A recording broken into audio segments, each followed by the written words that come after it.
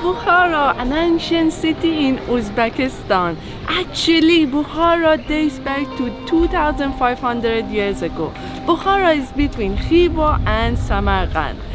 So when we were in Khiva, we drove all the way here to stop over for 3 nights and explore Bukhara before heading to Samarkand. So watch this video if you are interested in history of Bukhara and you want to travel here, because we are going to show you the best thing to do and see here. Bukhara is one of the oldest cities in the world with more than 2,000 years of history. It was a key stop along the Silk Road and it used to be a major center of trade, Islamic learning and Persian culture. In fact, many people here still speak a local dialect of Farsi. As someone who speaks Persian, I felt an immediate connection. It almost felt like being back in Iran.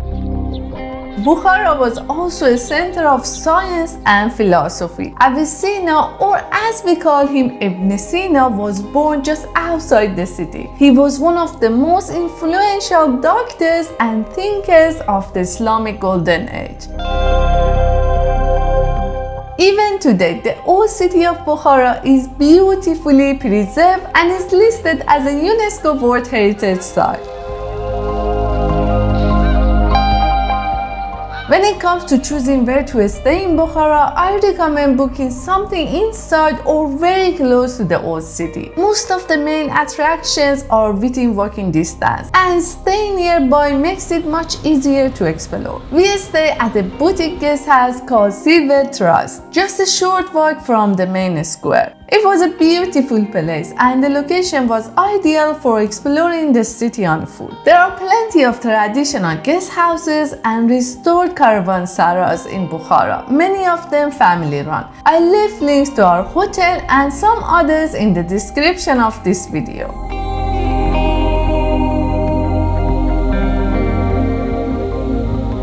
One of the main attractions here is actually this place, is Labi Hauz. Labi Hauz is actually Tajik word and Farsi, which means next to the pond. And yeah, Labi means kind of like side or next to, and Hauz means the pond. This historical square was built in the 17th century. It's one of the most vibrant areas in the city, where locals and tourists come to relax, meet friends, grab a bite, or simply enjoy the atmosphere. It's a perfect spot to sit by the water, people watch, and try something refreshing, especially on hot days like today. Carrot juice is not a thing in lot of countries, but in Uzbekistan, Iran and some other countries is a popular drink. And it reminds me of my childhood when my mom made me carrot juice and mixed it with milk and gave me. And my mom always told me that the carrot juice is good for your eyesight because it has vitamin A. Around the Labi Hauz Square, there are 3 beautiful historical buildings, each with its own story. Right next to the pool is the Nader Divan Begi Madrasa. It was originally meant to be a caravansarai, but later converted to a madrasa. What is really interesting in the facade is the fact that it features mythical birds, which you don't usually see in Islamic architecture.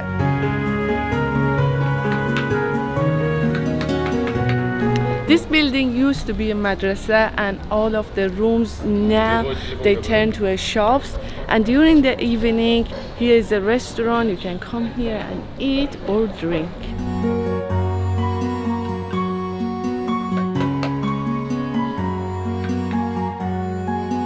The Kukeldash Madrasa is the oldest, built in the 16th century. It's one of the largest madrasas in Central Asia and a great example of classic Islamic architecture.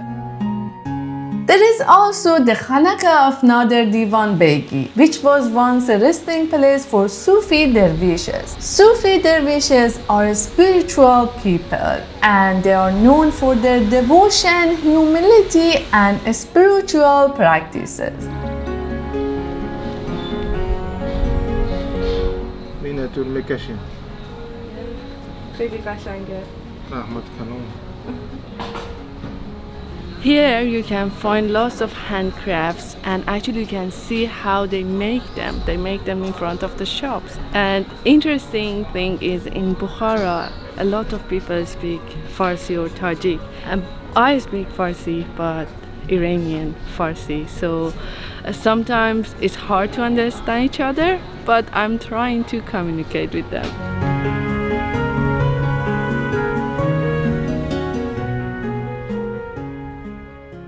During its golden era, Bukhara was home to over 300 mosques and more than 100 madrasas. It was one of the learning centers of Islamic education in the region. Many of these buildings still stand today, some restored, others repurposed, and some open to the public for visiting.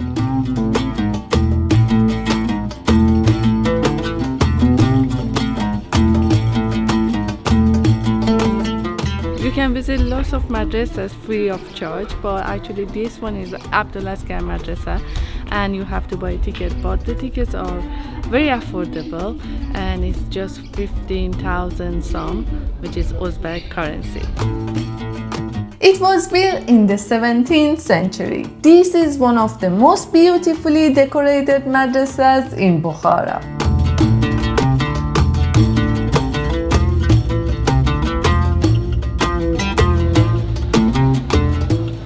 Walking through the old town of Bukhara is an experience in itself.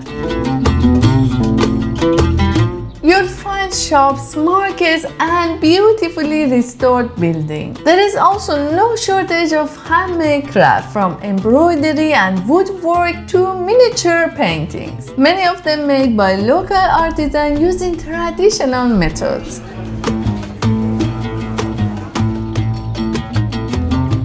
This is the route we took, Tashkent to Khiva, but then Bukhara, then Samarkand. The shopkeepers here are friendly, but not pushy at all. You can browse at your own pace, have a chat, and never feel pressure to buy anything. It's a very relaxed and welcoming vibe.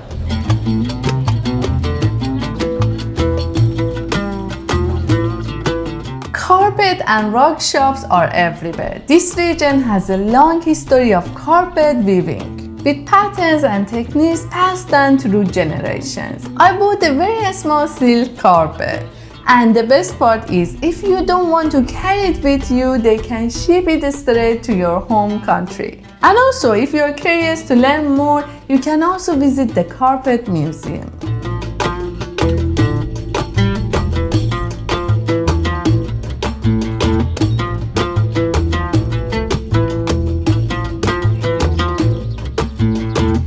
When you walk around, you might notice some parts of the street are covered with mulberry. Could be white mulberry or black one. And this one, actually, we are standing under the white mulberry trees, and some just fell. If you can reach them, you can pick them up and eat them. They are tasty.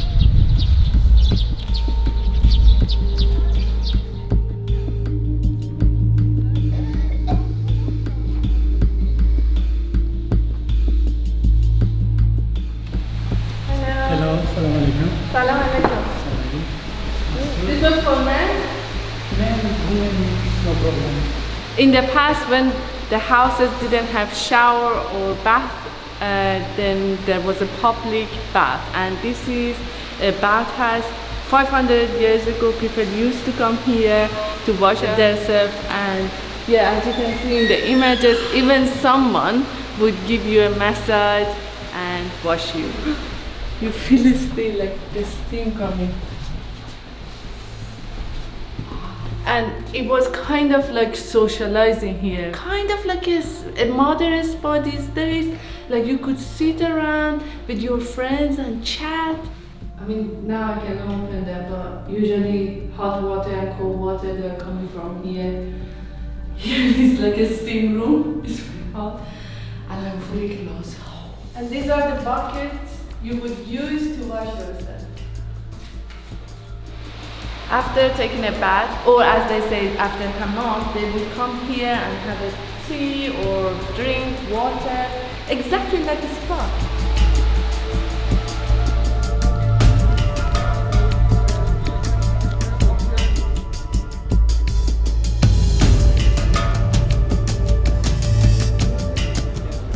The main attraction here is this mosque, and actually is Kalon Masjid or Kalon Mosque.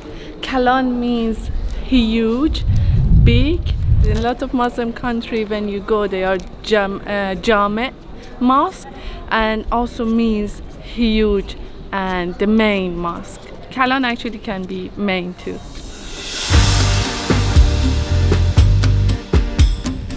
The Kalon Mosque was built in the 16th century and is a masterpiece of symmetry and proportion. The large central courtyard is surrounded by over 200 designed columns and arches. 1514 was built this mosque. Big mosque, Bukhara speaking Tajik, Kalon. Kalon Grand, biggest mosque. One time he had 10,000 people read pray, and before and now. This is actually not just a tourist attraction, it's an open mosque and it's still in use. When I look at this mosque, it reminds me of a very famous mosque in Isfahan. The guide actually explained that the same architect designed this mosque in Isfahan and then came to Bukhara and designed the same mosque during the Safavid dynasty. The mosque was designed to reflect the layout of earlier Persian-style mosques, open, airy, and built for both function and beauty. Right next to the mosque stands Kalon Minaret, which is even older, built in the 12th century. This minaret next to Masjid Kalon is not like other minaret that you see. It was used for different purposes during different eras, and actually it is called Tower of Death because the king of Bukhara used this minaret to throw criminal out of the tower as a punishment.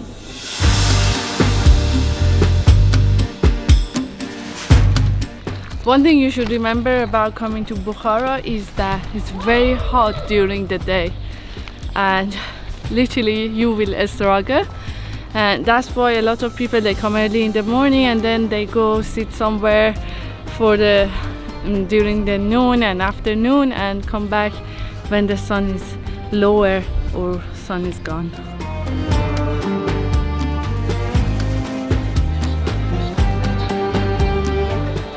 Mandi is a national dish in Uzbekistan and a popular dish. Wherever you go, you will find them. Mandi is actually a dumpling filled with different things. Miso with pumpkin and beef. Actually, mine now is inside yogurt, and Bruno has different ones. Some are fried, some are just boiled. And another thing you need to know about ordering food here is the menu mostly is in Uzbek and they don't have English menus, even though most of the restaurants around Bukhara are touristy. If you want non-touristy one, you should go a bit farther than the center. But they don't have English menu and Google Translate doesn't really work. So when you ask them, it's so hard. Literally you should guess and based on a picture you order. My food in the picture had more dumpling, but now just 2. I had mandi before. This one is in yogurt and I like it actually. The mixture with yogurt is better because it's hot now. It cools you down. It just feels better. Mine has some yogurt too, but I can use it as a dip. And I just want to show the meat inside, and sometimes when you get mandi, the meat inside is not very well cooked and it feels very chewy, like this time that we had. So we ordered mandi in different restaurants through our trip, and probably one place that had a really good mandi and we enjoyed it. Most of the places like we tried, probably because they are touristy, it didn't feel right. So if you don't like chewy meat nor the manti, unless you're sure that place has a good one.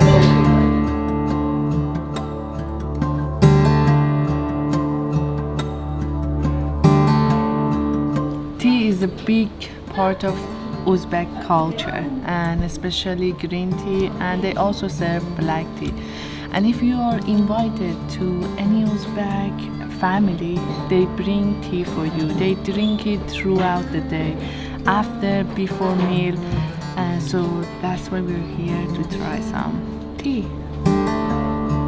This one you see here, there are samovars, and samovar is actually a Russian word that they boil the water here, and when they want to brew the tea, they use this water and they put the tea in a pot with the boiled water, and they put the tea pot on top of the samovar and then brew the tea. And now I ordered saffron tea. It comes with different sweet, and this called nabat. In Persian we also call it nabat, which is actually sugar, and you put it in your tea. So I don't really like sweet things, so I'm not going to do that right now, but there are other sweet that I can try. I love sizzling. Drinking tea here is not just about drinking tea, it's kind of a whole experience. Here it has a really relaxed atmosphere and nice decor.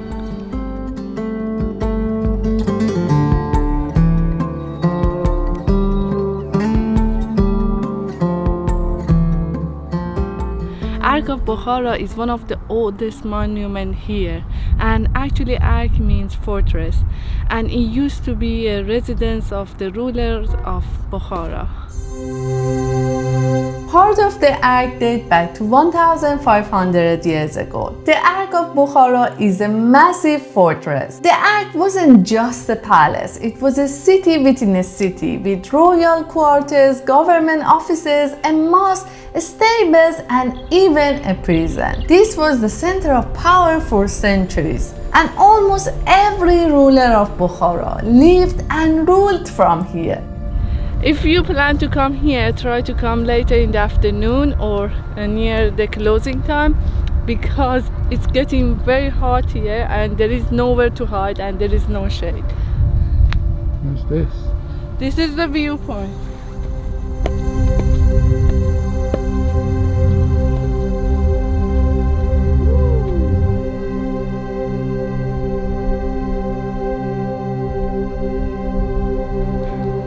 You can walk through parts of the complex and visit the small museums. It is also a place with a lot of dark history, including public execution that took place just outside the main gate.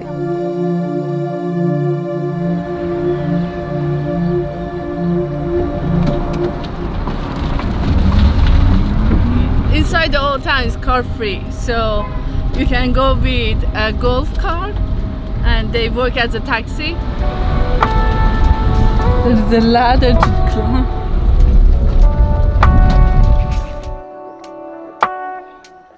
Probably one of the farthest attractions. When I say farthest, I mean out of the old town and farther from all the attraction inside old town is Chor Minor. Chor Minor, it means that it has 4 minarets. Chor or char means 4.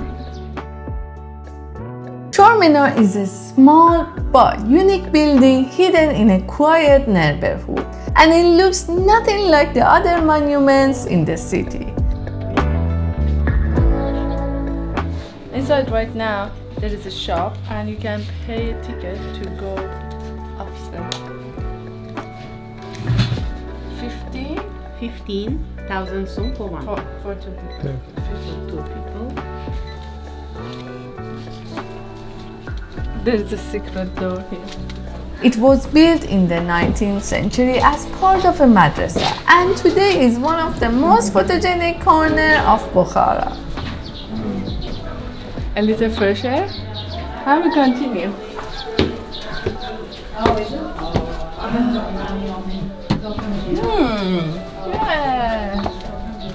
I thought that we were going top of one of the minaret, but no.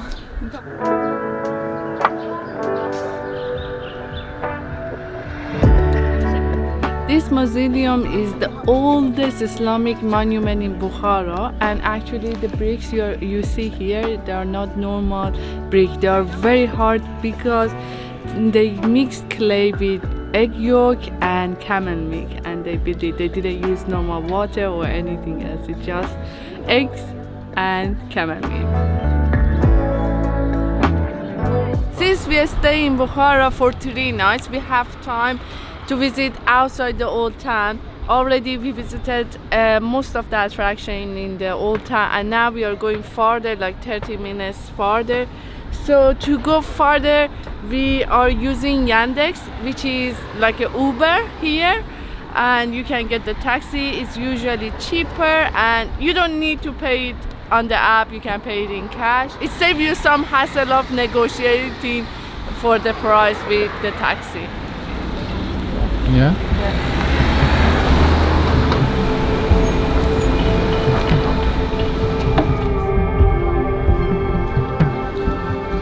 One of the few attractions outside the old city is Khwaja Bahauddin Naqshband complex, the burial place of one of the most influential Sufi leaders in Central Asia. When you come to this complex, you should be very respectful and dress up modestly, and as a woman you have to cover all of your body and cover your hair, and for male you shouldn't wear shorts, and t-shirt is fine.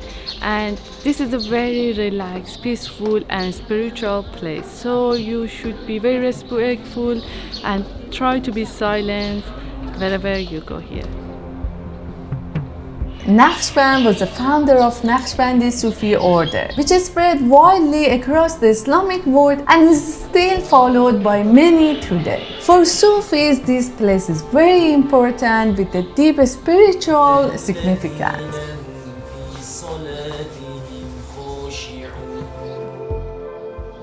It is a peaceful and quiet spot. Not many tourists make it here, which adds to the atmosphere. You will find here beautifully restored buildings, shaded courtyards, and a calmness that contrasts with the busy streets of the old town.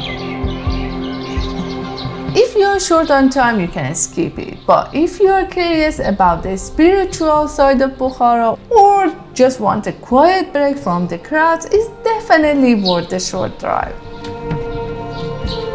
Bukhara becomes truly magical at night. The city takes on a whole new energy. You will hear live music in the courtyard, see people gathering under the lights, and the whole atmosphere feels relaxed and joyful. It's a perfect time to head back to Labi Hauz.